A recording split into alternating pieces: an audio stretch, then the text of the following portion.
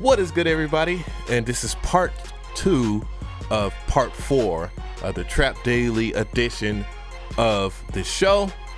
And this is Beat Review Tuesdays. Earlier I had like not a rant, but just a little preachy thingy at the end of part 1 of this, and and I don't want people producers to get discouraged. I was just saying, you know, let's take it a step further, because there's so much talent that is being submitted to my page, and you know, I want to encourage, you know what I'm saying, I want to do the right thing and just not, you know, just let everybody just be stuck, because I know, you know, that is my job as a community leader in the production. But anyways, so, you know, if for people that don't know how you can submit your tracks, you can just, this is the pinned post on my Facebook page. You do not have to be a member of Facebook to actually get the information. All you can do is just look and check and see. And if you are a member of Facebook, as a bonus, you know, if you like my page, you know, just you can leave tutorial requests. I got plenty of tutorial requests today, and yes, a lot of good stuff. Yeah. So, you know, as you can see, you can submit your MP3s or your links to avmccree@gmail.com, which, you know, if you're gonna send a link, make sure it's a SoundCloud or a YouTube. Don't make it a download link or anything like that, because I like to just dive into the show. And also, this track that's playing in the background is yet another banger from the past that Young Tex did. This is also a track that was done as far as it being placed with Young Jeezy and Big Screw and the crew of CTE, called Stun. Yes, so this is an absolute banger. I just had to play it because I love this track. So yeah, trap him all day, every day, and his name's Tex now. He dropped the Young. But anyways, yeah, we're gonna get into it. But before we do get into it, let's check this out as well. I have a track. It's called Game of Death. Some Don't Goy. Track Daily has put it on his platform. It's doing very well on there. It's doing well on here as well. A lot of people think that I was trying to straight up bite TM88. It was inspired by TM88. As you can see, I have my TM88 music theory videos, which I'm best known for on YouTube. And yeah, check those out as well if you want to learn how to do stuff like TM88 and whatnot. And yeah, and check out this video, Some Don't Go. I think you'll like it. It was, you know, kind of like a ode to the TM88 will Kill Bill series. And you know, he likes the Kill Bill series. I love Bruce Lee. Game of Death is my most favorite out of the films. Second favorite would be Enter the Dragon. So check out Bruce Lee as well. You know what I'm saying? It's unfortunate that he passed at such a young age, because he was a talented martial artist. Yeah. So I'm gonna go ahead and fade this music down. We're gonna go ahead and get into it, because yeah, a lot of cool stuff. So yeah, you know what I'm saying? I had to get into it. I had a call from the wifey. You gotta answer those calls, you know, for those who are married, so, or have a girlfriend that they are serious about, you know what I'm saying? So Young Bud 88 is up first. I talked to this guy. He has some dope music, and he sent me a lot of beats, but I'm just gonna play one because, yeah, you know, busy platform here. So here we go. So yeah, Young Bud, man, for Swag Right Productions. Word up. Young Bud 88. Getting into it. Waiting on it to load. Yeah.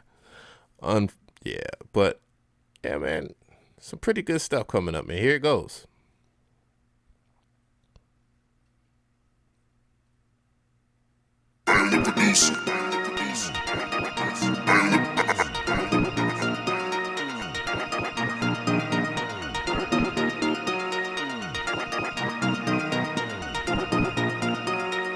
Invest in yourself and lease or purchase the exclusive today.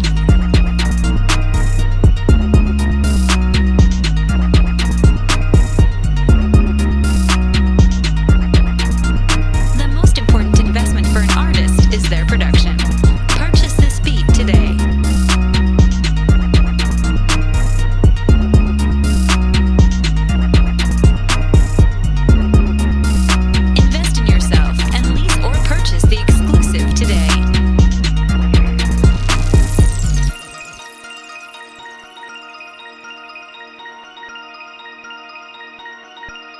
The most important investment for an artist is their production. Purchase this beat today.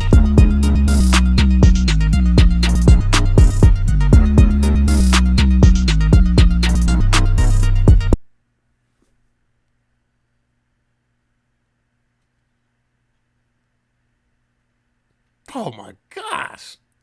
That shit was hard as hell. Wow. That might have been the hardest beat I've heard today.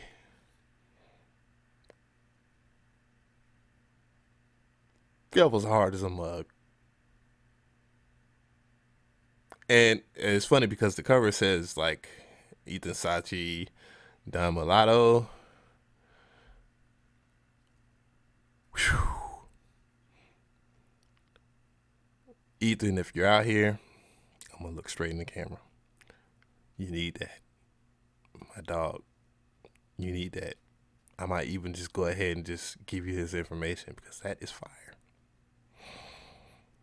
Whew. I don't know. I just really, dog, that, did you see the face I was making? That was ridiculous.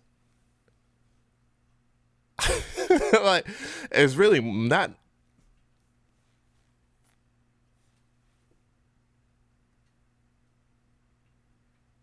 It's crazy because the way I see it, like when I listen to beats and stuff like that, like my own beats, I just that face that I just gave Young Bud is the face that I try to give myself for like production and stuff like that. And not to say I just try to beat myself up, but I expect that type of feeling from everybody. But that face was very genuine that I did. That really ugly Friday the 13th face was genuine. That was nasty. Oh my goodness. You disgusting person, you. All right, so dope beat, man. And all the producers' information will be in the box or whatnot. So y'all might want to actually kind of collab and try to get to know other producers because there are dope producers out here. And that's the point of this show, is to show off like talent other than my own. I mean, dope. Anyways, yeah. So we have John Moreland, and he says, hello, sir. My name is John Moreland, and this is my submission for Beat Review Tuesday. I hope you enjoy it. Thank you for this opportunity. It really means a lot. Even if it doesn't make it into the videos, any word of wisdom from you would be greatly appreciated. I have realized the impact that you're having with a lot of people, especially self-taught. I can't see it because my dang screen. Self-taught FLers like myself who watch your videos and buy your products. Thanks again for everything. I really appreciate you. I really do this for y'all because I really want to see the community grow straight up. And then he has his I believe, yeah, so this might be his SoundCloud, so I'm gonna pull that up. It's for the same track that he has submitted in there. So, and the track is called Trapped Out Crazy.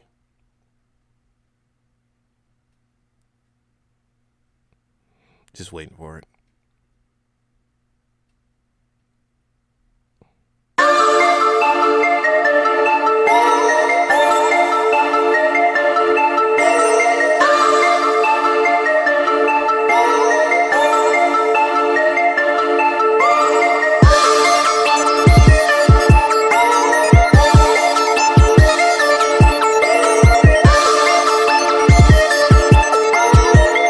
Moreland Productions.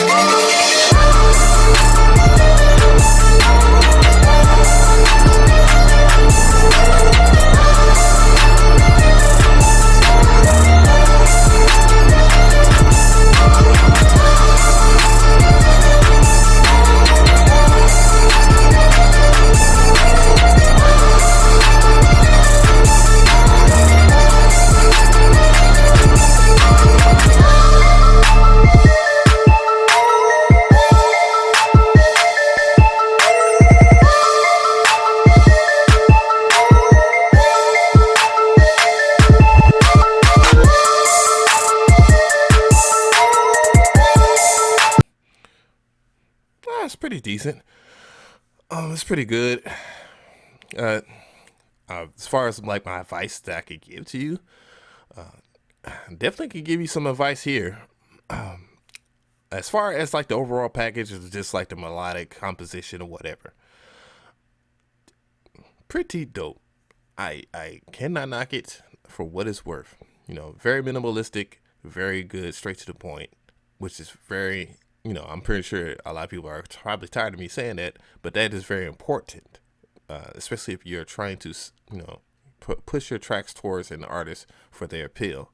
One of the most important things, which was you're kind of having trouble with, and like I said, I will be having a lot of more tutorials, especially this week, because I have gotten some crispy treats, and that will bring me to saying that Free Download Friday will be something very special this year.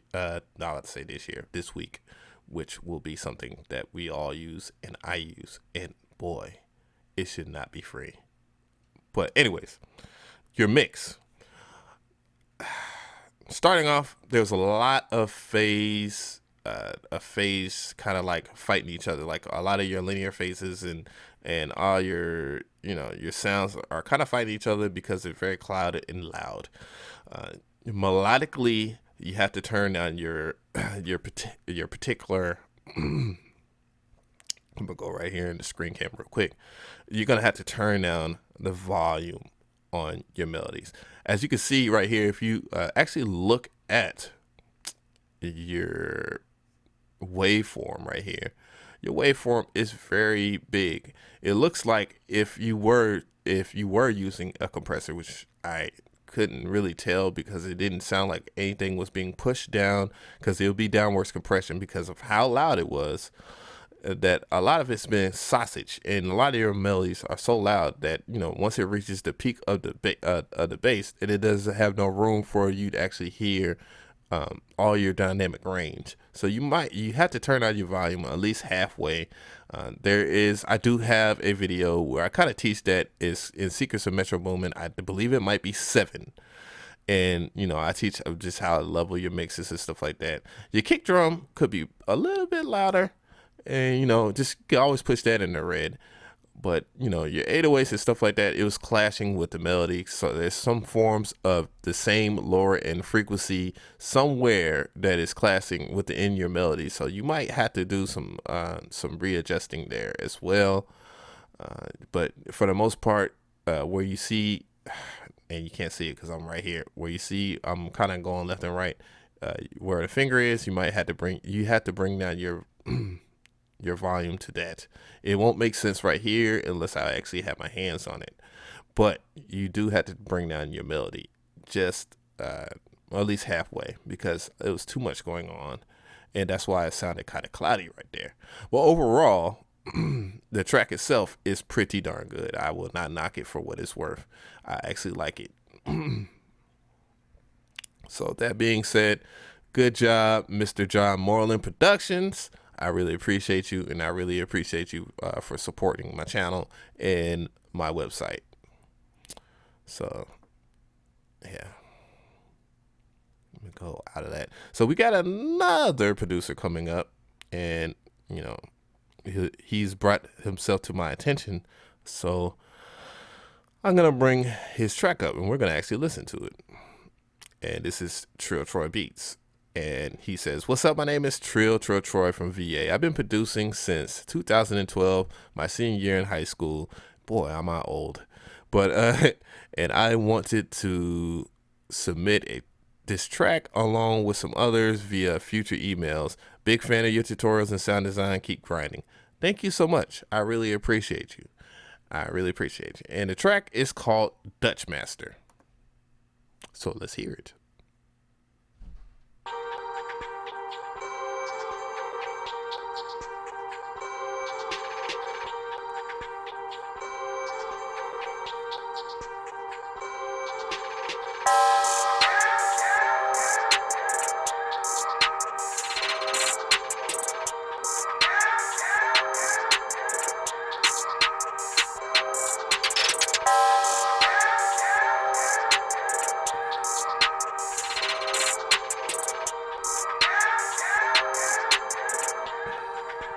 Yeah, I like how it's coming in right now.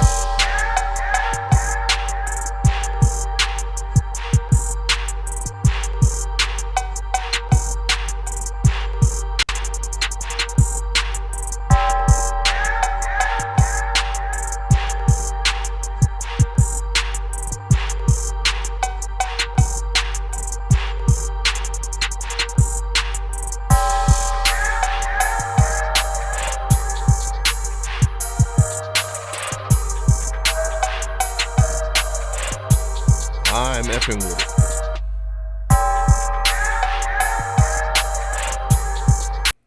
Yeah, tracks like that is a must. We need more tracks that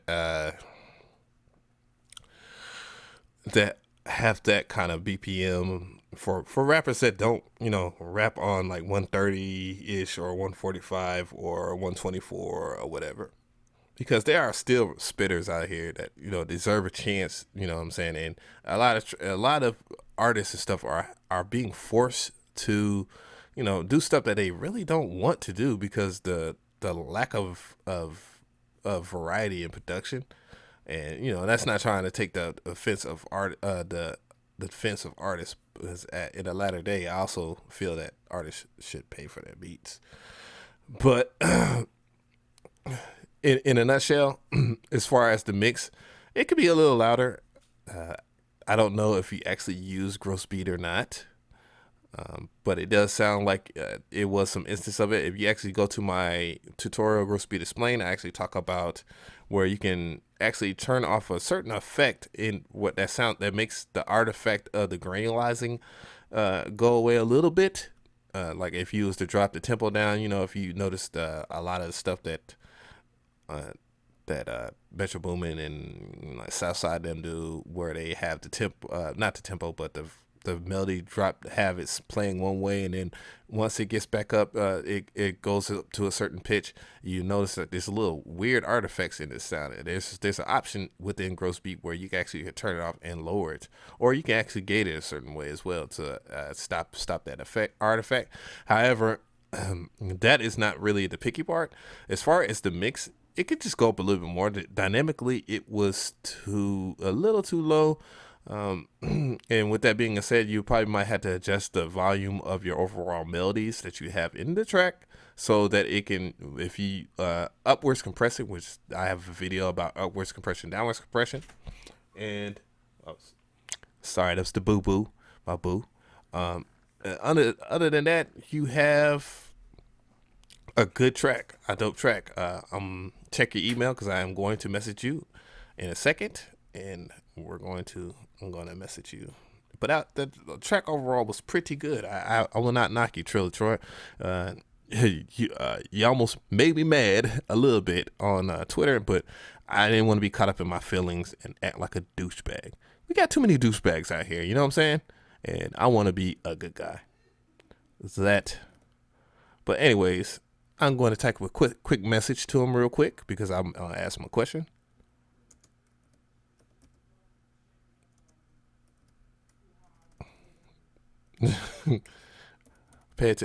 Sorry about this, guys. I know there's a lot of people that are watching the stream, so I apologize, but give me a second.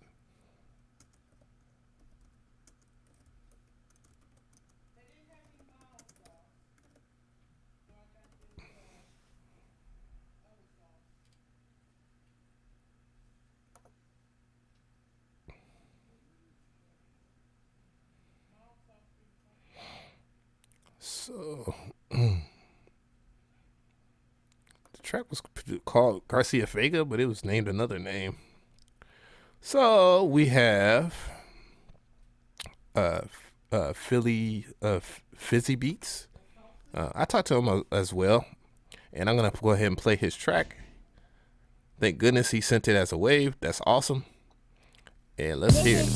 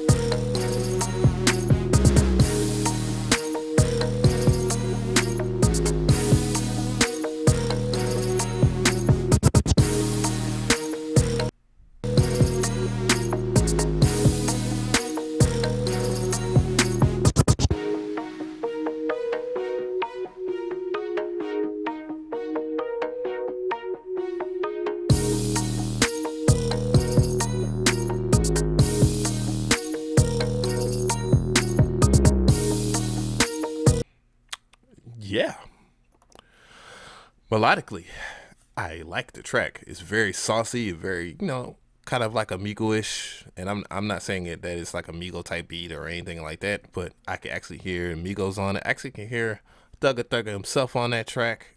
And he said, let me know what you think. So yeah, and thank you. So thank you. It's my pleasure to, critique the track. Dang turntable there. Now, as far as like I said, as far as it being melodic, it's dope. Very catchy melody, very simplistic, very minimalistic. So, the focus will be there for an artist to get on it and jump on it. What would probably throw off somebody in general, as far as the overall track, would be the mix. The mix itself is low. Dynamically is not sound yet. It sounds like it's very, very mono, because it just wasn't wide. It's wide stereo wise. I'm trying to break it down into as much scientific, musical, and layman terms as possible, but I don't know if you actually compressed it or not, or compressed it too much. If my guess, if you're using FL Studio and you actually made that track on FL Studio, is too many that you have either put the whole entire track into mono, which is kind of shrunken the track down, or you have squished it too much, because there was no red, it barely was picking up in the green of the UVI in my audio interface. So I mean that could be just mixed up a little. It could the volume itself could be brought up. The compression itself, I know that's a little more of a tricky thing to actually learn. I do teach that as well. If you actually check my playlist in FL Studio Mixing and Mastering, you can actually look at how I mix. I even have one where I mix a track for, I think, like 55 minutes or something like that. And in that track for the latter day that I mixed, sounds pretty decent, but, it's a swing and a miss too. Mixing a track should always, and that's why I kind of am not trying to be preachy as far as how long you should mix, but I think people should actually take their time as much as possible until the track is right. Because, you can a good beat becomes a great beat when it's mixed well. A great beat becomes a phenomenal smash if it is mixed phenomenal, if that makes any sense to you. But yes, PhizzyBeatz, yeah, I really do like the track, and that's just my input. Nothing really negative about that. Mixing is something that even I struggle with, and that's why I'm going to focus more on it on this channel, because there are things that I'm learning from huge professional, and I mean really big engineers. Like, thank God for them even coming in and just giving me the time of day. Like, they are opening my mind to bigger things. So shouts out to Dave. God dog it, his name is Dave. Well, shouts out to Dave, Canadian engineer, and then shouts out to Slate, the drummer and the owner of Slate Digital as well. So yeah, a lot to come. And Lindell Audios as well, because they're are reaching out to the community and me. So we have YaboyMillz. YaboyMillz, he sent 2 beats. He said, I got 2 beats from my SoundCloud. You need to review. Trust me.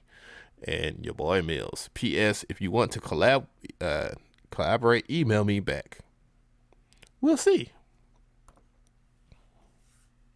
Always down for collaborations.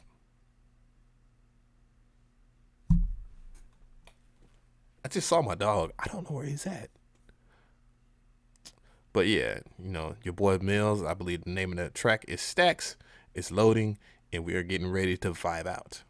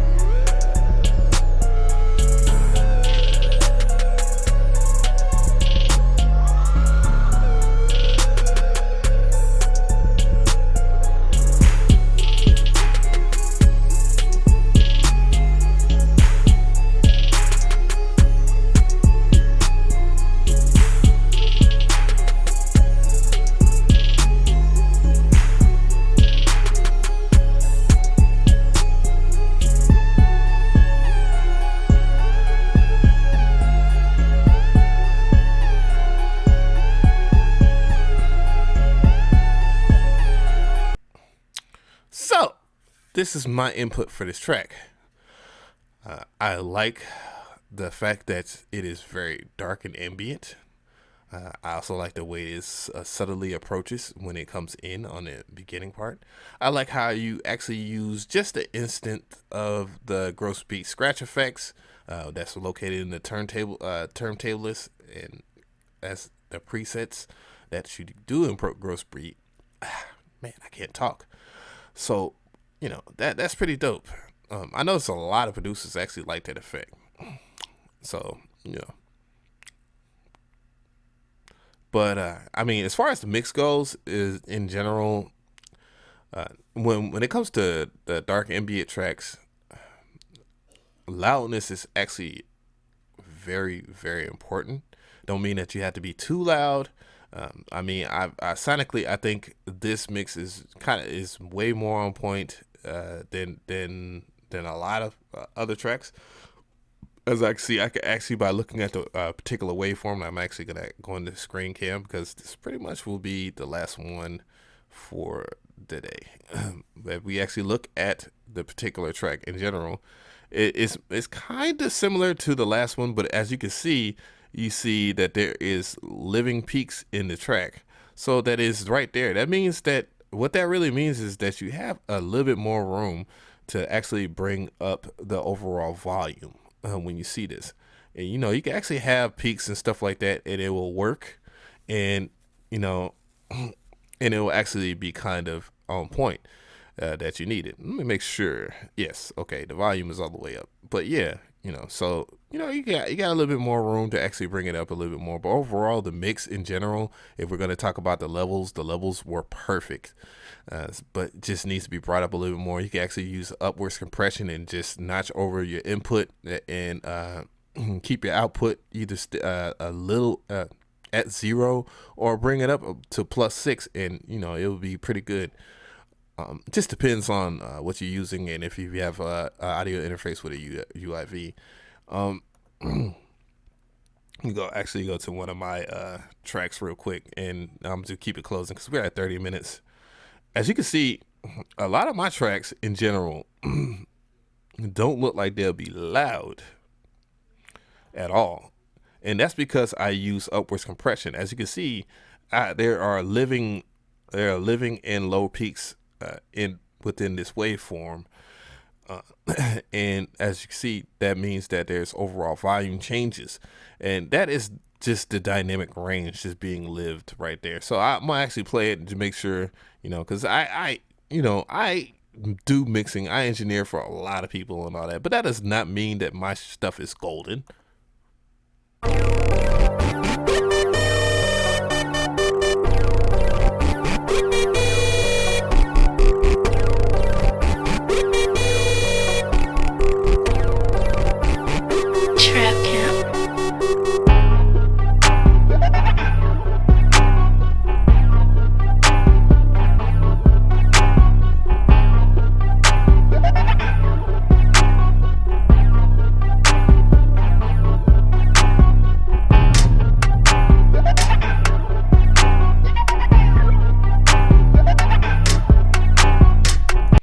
Now, as you can see, like within my track or whatever, because I was actually even being doubtful on my own, and that's why I said that the mix was pretty good in his track.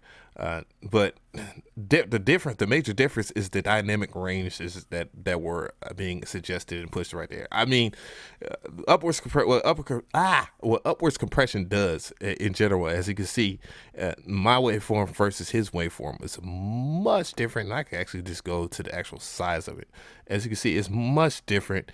You can actually see what is being pushed and what is being allowed through the compressor. As you can see, the different peak.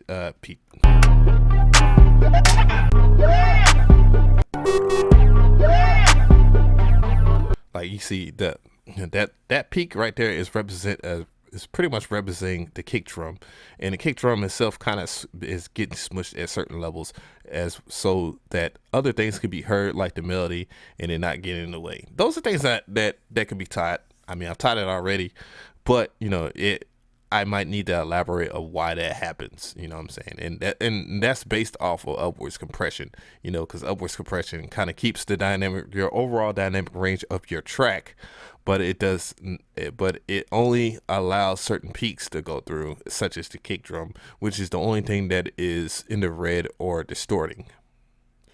And my 808 bass, you know, is deep, it is loud.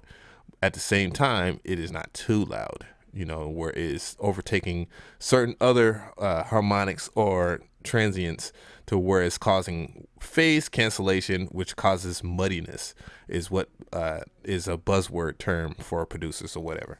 So that it stays clean, you know, and that could be that you could do other things as well, as far as that, as you know, if you're using 808s, if you mono your 808s, it will automatically keep whatever of those low transients within the middle and allow other things to be on the side or whatever. And I will be talking about mid to side because I actually got a blessing of information from a more experienced engineer in mid to side mixing and mid to side compression, mid to side engineering in general, which is used a lot when it comes to rock music. So yeah, anyways, I'm gonna get back to this handsome face here. I appreciate everybody for their stuff. I know this was a long episode of Beat Review Tuesdays. It's getting really big, a lot of stuff. There's actually more producers submitting at this very moment as I talk. My phone is going and making phone noises or whatever. So, you know, I appreciate everybody for their time.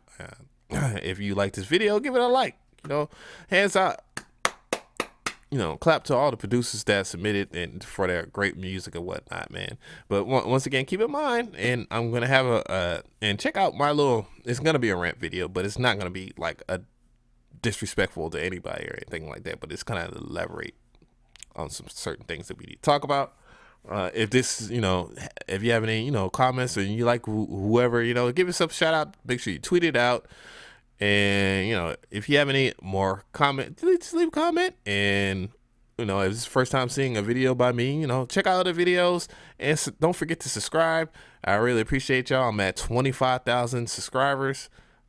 No, 2,500 subscribers. I wish I was at 25,000 subscribers, but 2,500 subscribers is not so bad at all. And I really appreciate everybody for, you can see my dirty fingernail. But anyways, I appreciate everybody for their time. And I am DJ McCree, and I am out of here.